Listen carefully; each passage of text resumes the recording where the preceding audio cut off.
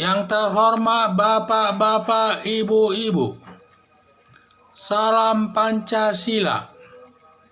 Bapak-bapak, Ibu-ibu yang melihat video saya ini, tolong jangan lupa subscribe, likes, dan di-share. Sifatnya gratis. Saya akan mengomentari kenapa John Kay ditangkap lagi. Dasar saya di sini dari YouTube dan juga dari Metro TV.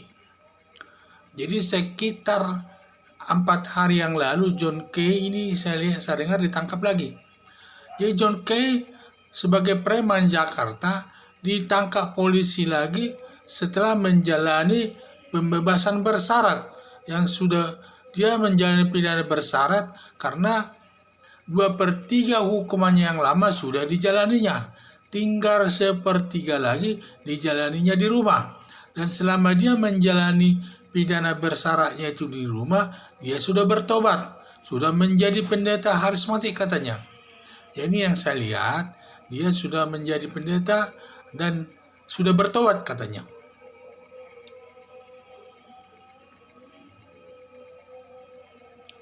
Tetapi terhitung sekarang tanggal 22 Juni 2020, sekitar 4 hari yang lalu ditangkap polisi lagi. Dengan alasan dia melakukan perkelahian anak buahnya John Kay dengan kelompok preman yang lain, masih hubungannya dengan saudaranya. Jadi mereka berantamlah di situ ya. Apa masalahnya saya tidak tahu.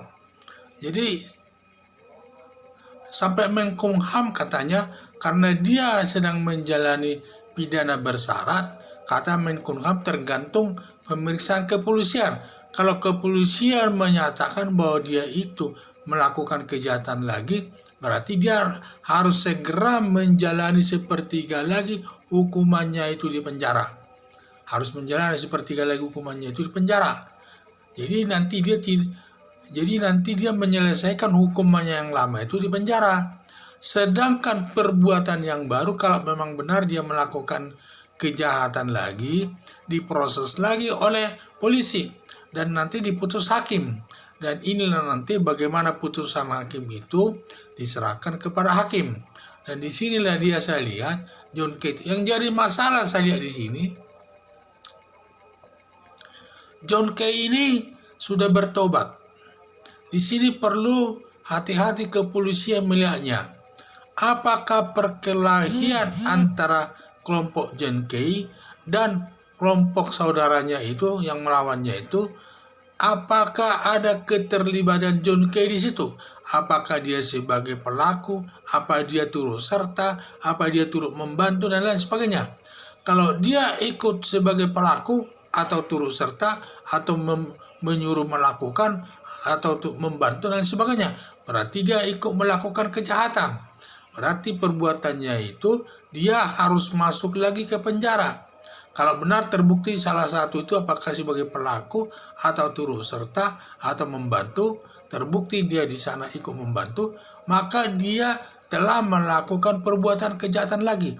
Berarti hukuman 1/3 lagi pidana bersyarat itu dia harus jalani itu di penjara, tidak di rumah lagi, dijalani di penjara. Sehingga demikian, di samping perkara yang baru, yaitu perkara perkelahian itu diproses lagi sama dia, tergantung nanti putusan hakim bagaimana. Ya, ini saya lihat. Dan dalam hal ini yang perlu saya lihat, sampai di mana keterlibatan John Kay. Karena menurut keterangan kepolisian, itu katanya masalah John Kay yang melakukannya. Cuman tidak jelas dari mana polisi menyatakan itu John Kay, saya tidak tahu. Kalau dia memang ada para saksi itu, para anak buahnya John Kay itu menyatakan bahwa itu atas perintah John Kay, dia melakukan perangnya itu, perselisihan itu, ya berarti John Kay kok salah. Tetapi kalau John Kay tidak ikut apa-apa, ya tidak bisa, dia hanya ikut dilibatkan oleh anggotanya itu. Perlu juga dicurigai. Saya takutnya anak buahnya itu ingin melibatkan John Kay di sana, karena mungkin mereka tidak senang John Kay jadi pendeta lagi, bertobat, ingin seharusnya mereka ingin John Kay ini bergabung untuk memimpin mereka sebagai preman di Jakarta. Dugaan ini ya. Tetapi kalau nanti terbukti memang dia ikut sebagai penggeraknya melakukan perlawanan itu, atau sebagai pembantu, atau sebagai membantu dan lain sebagainya, berarti John Kay bisa dihukum dia karena menggerakkan anak buahnya untuk melakukan perlawanan kepada orang lain. Makanya dia menjalani hukuman yang sepertiga lagi, langsung masuk ke penjara. Tidak di rumah lagi dijalaninya penjara. Di samping perbuatan pidana, masalah mengikut serta lain sebagainya, nanti diproses lagi oleh hakim, diputus hakim, sehingga nanti dia masuk lagi, dijumlahkan lagi nanti hukumannya itu, putusan hakim yang baru tuh dengan sisa hukuman yang lama itu. Jadi itulah saya lihat. Jadi kalau benar ya, tetapi kalau dia tidak benar ikut serta dalam masalah itu karena dia katanya sudah bertobat, berarti dia tidak menjalani yang seperti lagi di penjara, dan dia seperti orang biasa, tidak bisa diperlakukan sebagai tersangka dan lain sebagainya. Dia punya hak yang bebas seperti orang lainnya. Jadi itulah tanggapan pendapat saya soal John Kay ini. Jadi sekian dan terima kasih.